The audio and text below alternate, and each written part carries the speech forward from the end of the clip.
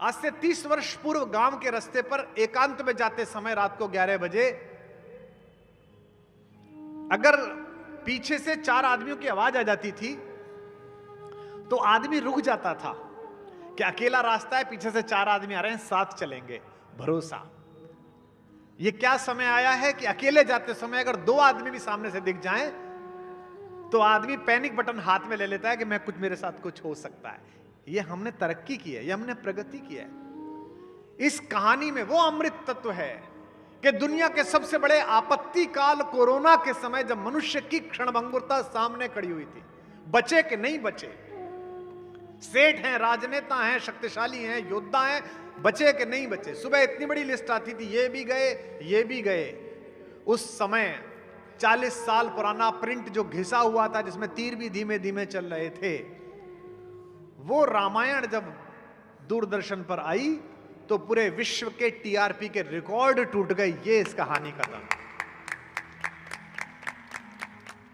इस प्रसंग को विभक्त होकर नहीं सुन सकते, इस प्रसंग को भक्त होकर सुन सकते हैं। संस्कृत में कितना सुंदर शब्द है। मराठी तो जिस मेरी मौसी के आप बेटे बेटियां हैं वो संस्कृत के अत्यंत निकट है, इसलिए बहुत सारे ऐसे सुंदर शब्द जो देवभाषा संस्कृत में प्रयुक्त होते हैं जो कि तो मराठी में प्रयुक्त होते हैं। क्योंकि इसे विभक्त होकर जो भी सुनता है, इस प्रसंग को, इस चर्चा को, मैं तो कहानी भी आपको नहीं सुनाऊंगा तीनों दिन, जीवन में जो सीखा है इस कथा से वो आपसे निवेदन करूंगा, जिसके कारण थोड़ी लोकप्रियता और व्याप्ति बढ़ गई। इस प्रसंग को जिसने विभक्त होकर सुना उसके साथ अच्छा नहीं हुआ।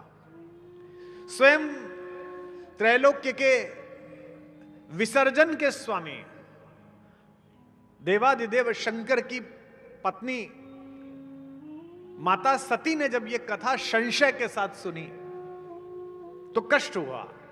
उन्हें स्वयं भी अपना शरीर अपने पिता के यज्ञ कुंड कनखल में दान करना पड़ा और भगवान को इतना क्रोध आया कि भगवान ने तांडव करा। माता सती के क्षत विक्षत शव को लेकर वो घूमते रहे ब्रह्मांड में, और देवताओं की योजना के अनुसार जब उस शव को हल्का किया गया, जहां जहां जाकर वो शव पड़ा वहां वहां शक्तिपीठ की स्थापना हुई। ऐसा हमारा दर्शन, हमारी सनातन परंपरा कहती है। लेकिन यही कहानी जब पार्वती जी ने सुनी और कहा कि मुझे बताओ, एक दिन सुबह ही सुबह शंकर जी पूजा कर रहे थे तो माता पार्वती ने पूछा किसकी पूजा करते हो। विवाह के बाद जब बहुएं आती हैं घर में, बेटियां आती हैं, तो जिस घर में संस्कार होता है, परिणय होता है, उसकी परंपराएं जानना शुरू करते हैं। सास बताती है बेटा हमारे यहां तो नवमी होती है, लड़की कहती है मम्मी हमारे यहां तो अष्टमी होती है। तो पार्वती इस परिसर में नई प्रवेशित हुई हैं। भगवान शंकर की अर्धांगिनी जन्म जन्मांतर से हैं, इस बार नए स्वरूप में पार्वती बन के आई हैं, अपर्णा बन के आई हैं। कहती हैं किसकी पूजा करते हो। यहां से मानस प्रारंभ होती है। भगवान कहते हैं कि मैं जिनकी पूजा करता हूं, जिनकी प्रार्थना करता हूं, उनका चरित्र तुम्हें सुनाता हूं, पर एक ही शर्त है, इसे आदर पूर्वक सुनना। सादर सुनू, गोस्वामी जी कहते हैं। मैंने इसी परिसर में खासदार महोत्सव में कविताएं पढ़ी हैं, कवि सम्मेलन किए। बहुत सारे लोग इस संशय में बैठे हुए, जब मैं आया कि आज बहुत गंभीर रसमय आध्यात्मिक चर्चा है, ताली बजानी है कि नहीं बजानी है, इसमें संशय मत पालना। क्योंकि गोस्वामी जी ने शुरू में ही कह दिया कि जो कलयुग रूपी पेड़ है इसके ऊपर संशय रूपी पक्षी बैठा हुआ है, और इसे उड़ाने का एकमात्र तरीका क्या है, राम कथा रूपी ताली। अभी भी कम ही लोग उड़ाना चाह रहे हैं।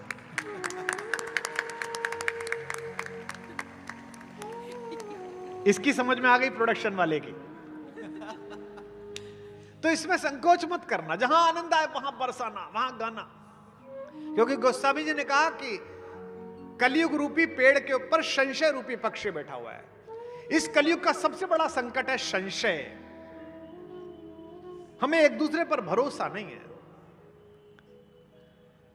पारिवारिक संबंधों में भरोसा टूट गया है। राजा और प्रजा के बीच का संबंध टूट गया है। पुराने लोग बैठे होंगे, मुझे क्षमा करें, माताएं बैठी हैं, महत्वपूर्ण लोग बैठे हैं। आज से 30 वर्ष पूर्व गांव के रास्ते पर एकांत में जाते समय रात को 11 बजे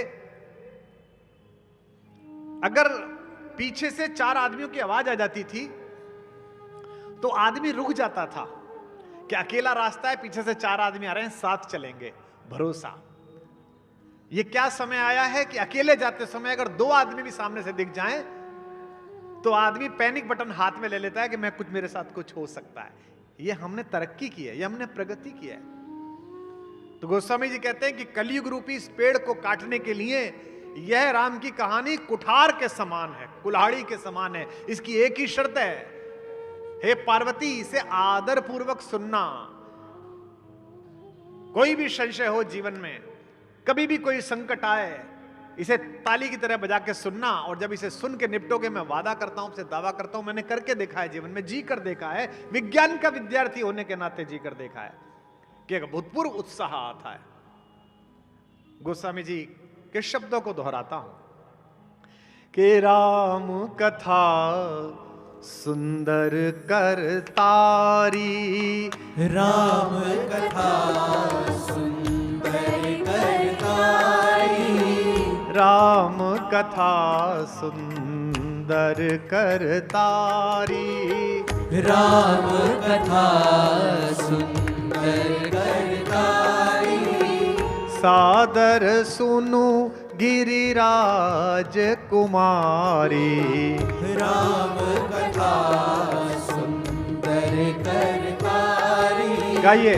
संशय विहग उड़ावनिहारी, राम कथा सुंदर करतारी, राम कथा सुंदर करतारी। संशय विहग उड़ावनहारी, राम कथा सुंदर करतारी। संशय विहग उड़ावनिहारी। अच्छा, इसे नहीं गाया तो इसे तो गाइएगा। मंगल भवन या मंगलहारी, प्रभु सुदशरथ अजिर बिहारी। मंगल भवन या मंगलहारी, प्रभु सुदशरथ अजिर बिहारी। मंगल भवन या मंगलहारी, प्रभु सुदशरथ अजिर बिहारी। बड़े से बड़ा किस्सा, बड़े से बड़ी कहानी 5 बार नहीं सुन सकते आप। आपकी फेवरेट फिल्म हो सकती है, पसंदीदा फिल्म हो सकती है, शोले पसंद है या कोई और फिल्म पसंद है, लगातार 20 बार नहीं देख सकते, हर महीने नहीं देख सकते। लोग पूछते हैं इस कहानी को बार बार क्यों सुनूं? युवा पूछते हैं ऐसा इसमें क्या अमृत तत्व है, कुछ तो इसमें होगा। अगली पंक्ति जो कह रहा हूं वो पीछे जो दूर लोग बैठे हैं उनकी भी सहभागिता अपनी करतारी के रूप में चाहूंगा। इस कहानी में वो अमृत तत्व है कि दुनिया के सबसे बड़े आपत्ति काल कोरोना के समय जब मनुष्य की क्षणभंगुरता सामने खड़ी हुई थी, बचे कि नहीं बचे, सेठ हैं, राजनेता हैं, शक्तिशाली हैं, योद्धा हैं, बचे कि नहीं बचे। सुबह इतनी बड़ी लिस्ट आती थी, ये भी गए, ये भी गए। उस समय 40 साल पुराना प्रिंट जो घिसा हुआ था, जिसमें तीर भी धीमे धीमे चल रहे थे, वो रामायण जब दूरदर्शन पर आई तो पूरे विश्व के टीआरपी के रिकॉर्ड टूट गए। ये इस कहानी का दम। लोग पूछते हैं कि आप इसे क्यों सुना रहे हैं? ये इतना मनभावन, इतना परम पुनीत चरित्र है कि इसे कितनी भी बार सुनाया जाए, यह प्रत्येक बार आपको नव्यता देता है। गोस्वामी जी कहते हैं कि सीताराम चरित अति पावन, सीताराम चरित अति पावन, मधुर सरस अरु अति मन भावन। सीताराम चरित अति पावन, मधुर सरस अरु अति मन भावन। पुन पुनि पुनि कितन्यू सुने सुनाए, पुनि पुनि कितने सुने सुनाए, यकी प्यास बुझत न बुझाए, पुनि पुनि कितने सुने सुनाए, यकी प्यास बुझत न बुझाए। मंगल भवन या मंगल हारी, द्रबहु सुदशरथ अजिर बिहारी, मंगल भवन मंगल हारी, प्रभु सुदशरथ अजिर बिहारी, मंगल भवन मंगल हारी, प्रभु सुदशरथ अजिर बोल सियावर रामचंद्र भगवान की। इतनी सारी कहानी सुनाते हो अपने बच्चों को, तो इस कहानी को भी सुनवाने लगो। कल और परसों जो लोग आए वो संकल्प लेके जाएं कि वो 30 साल से कम आयु के 5 लोगों को अपने साथ जरूर लाएंगे, कहीं बैठना पड़े चाहे उन्हें। मैं आज पीछे यही चर्चा कर रहा था कि मैं कोई कहानी इसलिए नहीं सुना रहा, इसलिए वैज्ञानिक दृष्टि से इसकी व्याख्या कर रहा हूं कि इतनी सारी कहानियों में हमने श्रम व्यक्त किया जो किसी भी प्रकार से सामर्थ्य की और भारतीय प्रतिभा की कहानी नहीं थी। पिछले 10 साल में भारत के 1 वर्ष के केंद्रीय बजट के बराबर जो एक कहानी पैसा लेकर गई हमारे बच्चों से, उस कहानी में कोई पुरुषार्थ नहीं है। हैरी पॉटर की कहानी, बस उसका इतना योगदान है कि वो एक ऐसे स्कूल चला जाता है जहां जादू होता है और उसे एक झाड़ू मिल जाती है। उस झाड़ू को वो बीच में टांग के बीच फंसा के उड़ता फिरता है। इसमें क्या पुरुषार्थ है झाड़ू लेके उड़ने में? हमने भी उड़ाया था, क्या पुरुषार्थ मिला? कुछ नहीं ऐसा। पुरुषार्थ राम में है।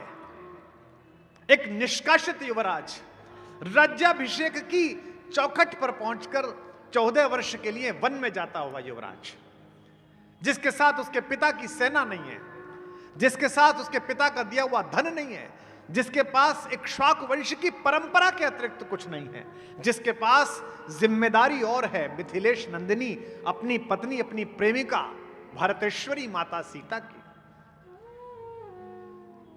मुझे पता है कि मैं कहां बोल रहा हूं। यह नागपुर है, यह राष्ट्रवाद की संकल्पना का तीर्थ है।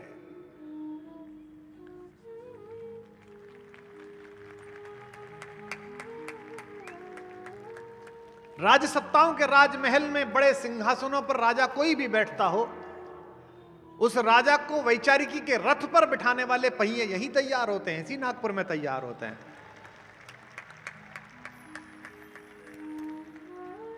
राम इसी राष्ट्रवाद की, इसी स्वयं से उपलब्ध मृगेंद्रता के प्रतीक पुरुष हैं। कल यहां शपथ ग्रहण समारोह है, बड़ी देर लगी। मतदाता बड़े संकट में था, इधर भी शिवसेना, इधर भी शिवसेना, इधर भी एनसीपी, इधर भी एनसीपी। मतदाता ऐसे देख रहा था जैसे बाली सुग्रीव का युद्ध चल रहा। जब ज्यादा मतदाता को संशय हुआ तो राम वाली पार्टी ने एक के गले में माला डाल दी कि ये सुग्रीव है, इसको बचाना है। बाद में किष्किंधा पर किसका राज्य हो, इस पर भी झगड़ा हुआ, लेकिन सब सुलझ गया। लेकिन एक विधि होगी, शपथ विधि होगी। महामहिम राज्यपाल आएंगे, नाम पुकारे जाएंगे, भारतीय संविधान की शपथ ली जाएगी। यह मनुष्यों की शपथ विधि है, यह मनुष्यों का अभिषेक है, यह एक राज्य के मुखिया का अभिषेक है। लेकिन विश्व के मुखिया का जब अभिषेक हुआ, जब मेरे राघवेंद्र राम निकले, तो किसी राष्ट्रपति या गवर्नर की आवश्यकता नहीं थी। मैं ताडोबा के पास बैठा हुआ हूं, दुनिया की सबसे डेंस टाइगर पॉपुलेशन जहां पर है, जहां शेर के देखने की सबसे अधिक संभावना है। आप सब गए होंगे, जंगल में शेर निकलता है तो उसके लिए घोषणा नहीं होती कि शेर का चुनाव हो गया, इतने मत पक्ष में पड़े, इतने पक्ष में पड़े। नहीं, वो राजा है, उसका विक्रम, उसका सत्व, उसकी मृगेंद्रता बताती है कि वो राजा है। आप जब टाइगर सफारी पे निकलते हैं तो गाइड बता देता है, शांत रहिए, कॉलिंग हो रही है, कॉलिंग। मंकी बोला, चिड़िया बोली। महाराज निकलते हैं तो पूरा जंगल को पता चल जाता है कि राज आया है। अयोध्या से दशरथ का पुत्र जब निकला तो पूरे विश्व को पता चल गया कि राजा बाहर निकला है, राजा सड़क पर जा रहा है, जंगल में जा रहा है। ना अभिषेको न संस्कार सिंहस्य क्रियते वनः। न अभिषेक होता है, न संस्कार होता है। विक्रमोरजित सत्वस्य स्वयमेव मृगेंद्रता। अपने बच्चों को उस पुरुषार्थी की कथा सुनाइए जिसने किसी भी प्रकार के साधन का उपयोग किए हुए विश्व के सबसे अहंकारी, सबसे बड़े पुरुषार्थी, सबसे बड़े अधम और देवताओं के आशीर्वाद से अभिषिक्त अन्याय को पराजित किया। मैं विषय कुछ और बोलने वाला था, नागपुर देखकर कुछ और बोल गया, महाराष्ट्र देखकर कुछ और बोल गया। और ये मैं इसलिए कहता हूं जब पूरे भारत की चेतना और भारत का मस्तिष्क और भारत की युद्धसा इस बात को स्वीकार कर चुकी थी कि अब मलेच्छ वंश का अंत नहीं हो सकता, उसी समय इसी मराठा भूमि में एक माता, जीजा माता ने अपने कोख से एक ऐसे सूर्य को जन्म दिया जिसे विश्व ने छत्रपति महाराज शिवाजी के रूप में जाना, जो मृगेंद्रता का शीर्षक है। महाराज शिवाजी स्वयमेव मृगेंद्रता के उद्घोष हैं। उन्होंने पहले मृगेंद्रता उपलब्ध की, तब अभिषेक हुआ। आज से 325 साल पहले पूना में छत्रपति महाराज का अभिषेक हुआ। मुझे इसलिए स्नेह दीजिए, मुझे इसलिए आप आशीर्वाद दीजिए कि माना छत्रपति शिवाजी का कौशल इस भूमि ने देखा है, माना उनके शौर्य से, उनके पराक्रम से, उनकी युद्ध कला से कांपता हुआ मलेच्छ वंश इस भूमि ने देखा है, लेकिन उनका गुण स्तवन जितना अच्छा हम उत्तर प्रदेश के लोगों ने किया उतना भारत में किसी ने नहीं किया। हमने जो उन पर कविताएं लिखी, हमारा एक कवि तो अपना प्रदेश छोड़कर ही आपके यहां आकर बस गया, उसका एक ही काम था कि शिवाजी की प्रशंसा लिखनी है। बुरा मत मानिए, एक सांसद द्वारा आयोजित सांस्कृतिक महोत्सव है, कवि लोग बैठे हैं, साहित्यकार बैठे। हमारे बड़े आदरणीय स्मृति शेष स्वर्गीय मधुप पांडे जी की आज प्रथम पुण्यतिथि है, मैं उन्हें भी स्मरण करता हूं। लेकिन मैं देखता हूं कलाकारों को, मैं देखता हूं कवियों को, मैं देखता हूं रचनाकारों को कि वो राज्य सत्ता का आश्रय पाने के लिए लालायित रहते हैं, वो शक्ति के साथ संयुक्त होने के लिए लालायित रहते हैं। एक एक पद्मश्री के लिए वैचारिकी से समझौता करने वाले लोग, 14 से पहले कुछ और कह रहे और 14 के बाद कुछ और कहने वाले लोग। उन्हें महाकवि भूषण से सीखना चाहिए कि जब पूरा भारत दिल्ली में बैठे हुए मुगलों के गुण गा रहा था, तब एक कवि भूषण ने कहा कि मैं हिंदुस्तान के एकमात्र सूरज छत्रपति का गुण गाऊंगा, मैं उसके लिए कविता लिखूंगा, शिवा बावनी लिखूंगा। और ऐसी कविता चमत्कार की। भूषण कहते हैं कि जो ऊंचे घोर मंदिर अर्थात ऊंचे घोर महलों में रहती थी नवाबों की बेगमें, हे शिवाजी तेरी तलवार के भय से आजकल ऊंचे घोर मंदिर अर्थात वनों के अंदर रहती हैं। हे शिवाजी तेरे तलवार के पराक्रम के भय से इन मलेच्छों का वंश, इन मलेच्छों की पत्नियां और बच्चे जो सुबह शाम फल खाते थे अब कंदमूल खाते हैं, कंदमूल खाते थे, कंदमूल खाते हैं।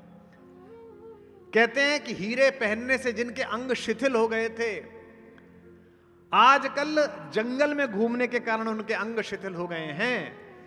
जो 3 बार खाना खाती थी, 3 बेर खाती थी, लंच, ब्रेकफास्ट, डिनर, अब वो केवल 3 बेर खा के जंगल से तोड़ के काम चलाती हैं।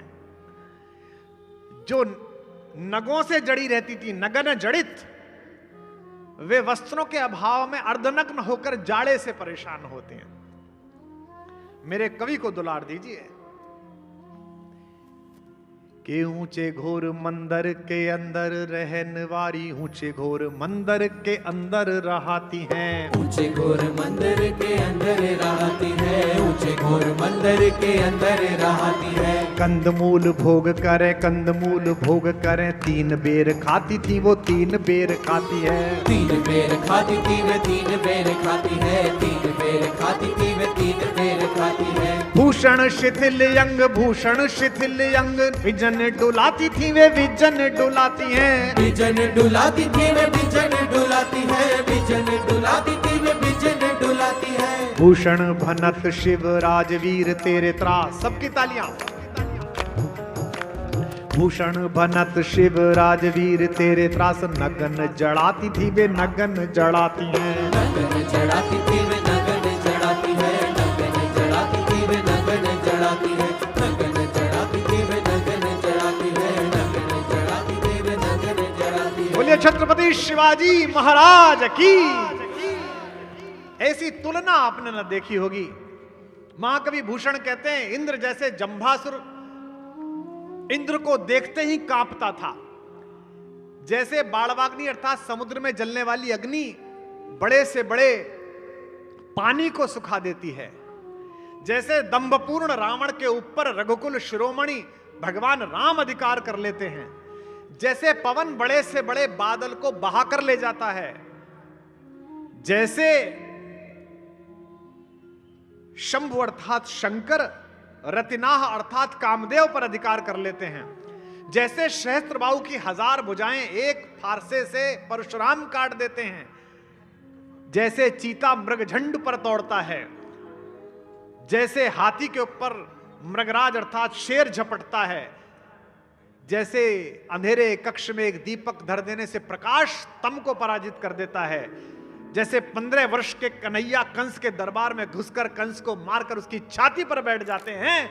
हे शिवराज, इसी प्रकार तू मलेच्छ वंश की छाती पर बैठ गया है, यह कहता है।